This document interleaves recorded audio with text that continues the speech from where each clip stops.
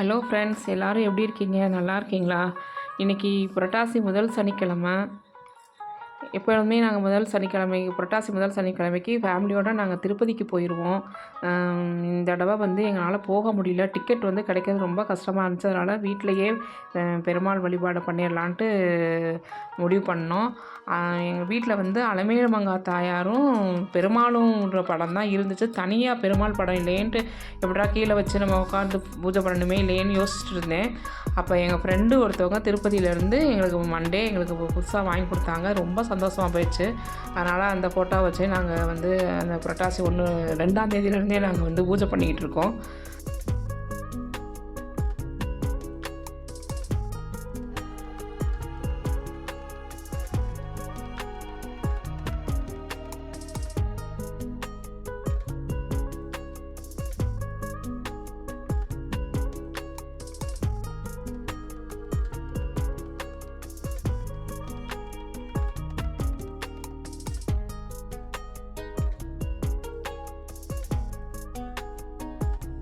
இன்றைக்கி பெருமாளுக்கு சக்கரை பொங்கல், சுண்டல், கருப்பு உளுந்து வடை, நெல்லிக்காய் வச்சு நைவேத்தியம் பண்ணோம்.